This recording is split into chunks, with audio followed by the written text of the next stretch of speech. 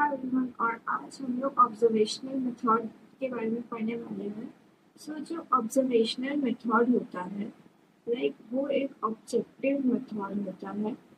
It consist of perception of individual behaviour under natural condition, it's analysis and interpretation by the observer. अब पहले वाला topic है introspection method. Introspection में क्या होता है कि जो इंसान होता है वो खुद के बिहेवियर को ऑब्जर्व करता है। बट ऑब्जर्वेशनल मेथड में क्या होता है, एक इंसान रहता है जिसका बिहेवियर ऑब्जर्व करना होता है, और एक दूसरा इंसान रहता है जो उस इंसान के बिहेवियर को ऑब्जर्व करता है, जो ऑब्जर्वर होता है। जो ऑब्जर्वर होता है वो नेचुरल कंडीशंस में सब्जेक्ट के बिहेवियर को एनालिसिस करता है और इंटरप्रिटेट करता है।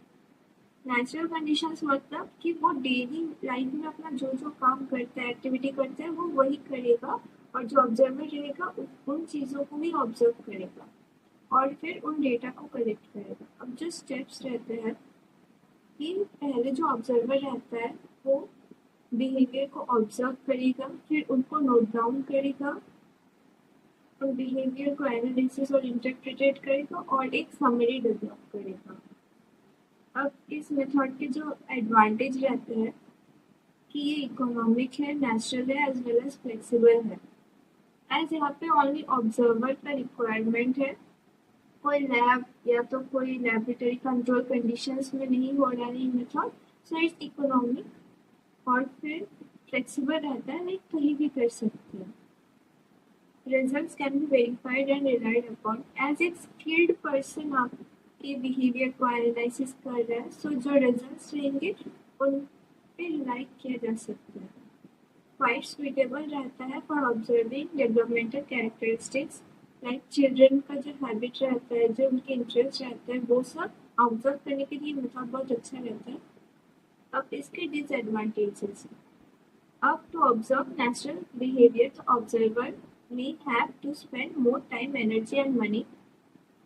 एक ऑब्जर्वर को बहुत सारा टाइम, अपना एनर्जी और पैसा इन्वेस्ट करना पड़ेगा किसी दूसरे को बिहेवियर को मतलब स्टडी करने के लिए।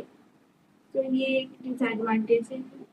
और एज ये एक नेचुरल कंडीशन में हो रहा है, सो रिपीटेबिलिटी नहीं रहता है बिल्कुल, बिकॉज एक इंसान जनरली एक काम एक ही बार करता है, उस सेम बिहेवियर को अगर वो ऑब्जर्वर तब मतलब जब वो बिहेवियर हो रहा है एक्चुअली तभी ऑब्जर्व करने में मतलब अनेबल रहता है, तो बाद में वो चीज़ ऑब्जर्व नहीं हो पाता है actually. Not being able to establish a proper cause and effect relationship. Next method है experimental method. Experimental method is the most scientific और ऑब्जेक्टिव मेथड, क्योंकि एक्सपेरिमेंटल मेथड एक तो लैबोरेटरी कंडीशन में हो रहा है, दूसरा कंट्रोल कंडीशन में हो रहा है। सो ये बहुत ही ज़्यादा साइंटिफिक और ऑब्जेक्टिव मेथड रहता है। This method studies the causal relationship, effect relationship between the variables of human behavior. Like एक इंसान अगर अल्कोहल ले रहा है और उसको एंजाइटी हो रहा है, सो इन दोनों चीज़ों का जो रिलेशन रहता है वो हम एक्सपेरिमेंटल मेथड के अंदर मतलब पता लगा सकते हैं। अब इसके एसेंशियल फीचर्स क्या रहते हैं, एक तो 2% का रिक्वायरमेंट रहता है, एक जो एक्सपेरिमेंट कर रहा है और दूसरा जो सब्जेक्ट है जिसके ऊपर एक्सपेरिमेंट होने वाला है। Experiments are conducted on living organism, और तीसरा और experiments are conducted under control conditions, मतलब ऐसे तो लैब में मतलब कंट्रोल कंडीशंस में हो रहा है। सो जो कर रहा है एक्सपेरिमेंट उसके पास प्रॉपर कंट्रोल रहता है एक्सपेरिमेंट का। अब जो स्टेप्स है, स्टेटिंग द प्रॉब्लम, मतलब सपोज हम एक एग्जांपल ले रहे हैं। Suppose the problem is alcohol और उससे एंजाइटी हो रहा है। प्रॉब्लम यहाँ पे क्या है, अल्कोहल है। फॉर्मुलेशन ऑफ हाइपोथेसिस, हाइपोथेसिस का मतलब होता है हम पहले ही प्रॉब्लम के लिए एक सोल्यूशन खुद से सोच रहे हैं कि हाँ यही सोल्यूशन होगा, और फिर उसको प्रूव कर रहे हैं धीरे धीरे, वही हाइपोथेसिस होता है। फिर हम स्टडी सब्जेक्ट्स को आइडेंटिफाई करेंगे। लाइक हमने 20 मेंबर्स का एक ग्रुप बनाया है, उनमें से 10 जन ऐसे होंगे जो नॉन अल्कोहलिक है, और 10 जन ऐसे होंगे जो वीकली 3 to 4 टाइम्स अल्कोहल का कंजम्पशन कर रहे हैं। अब उन 10-10 का हम ग्रुप बनाएंगे, एक होगा ट्रीटमेंट ग्रुप, दूसरा होगा कंट्रोल ग्रुप। फिर वो सब करने के बाद वही allotting the subjects to treatment and control group बनाने के बाद ऐसे डिवीजन होगा। और फिर मेजरिंग द डिपेंडेंट वेरिएबल। अब यहाँ पे डिपेंडेंट वेरिएबल एंजाइटी है। उस ग्रुप ए में जो कि ट्रीटमेंट ग्रुप है, जहाँ पे ऐसे इंडिविजुअल्स है जो कि ड्रिंक करते हैं ओकेजनली, उनका एंजाइटी लेवल्स हाई रहता है या लो रहता है, कैसा रहता है उसका मेजर करेंगे। और फिर जो ग्रुप बिल्कुल भी अल्कोहल कंजम्पशन नहीं करता उसका चेक करेंगे और फिर दोनों के रिजल्ट्स को कंपेयर करेंगे।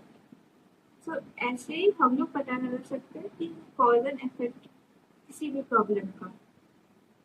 अब इस मेथड के जो एडवांटेज है, ये एक साइंटिफिक मेथड है। दूसरा तो है इफेक्ट, कॉज और इफेक्ट रिलेशनशिप एस्टेब्लिश करना, मतलब यहाँ पे किया जा सकता है।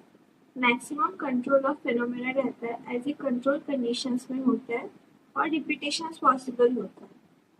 अब disadvantages, all problems in psychology can't be studied by this method. Time consuming होता है बहुत ज़्यादा और कॉस्टली भी होता है। Fails to study behaviour in naturalistic condition, only control conditions में किया जा सकता है, एक्सपेरिमेंटल नेचुरल में नहीं किया जा सकता। तो इस वीडियो में 2 ही मेथड्स थे, नेक्स्ट वीडियो में बाकी मेथड्स डिस्कस करेंगे, जैसे क्लिनिकल है, केस मेथड है, 7 मेथड है, ये सब नेक्स्ट वीडियो में होगा।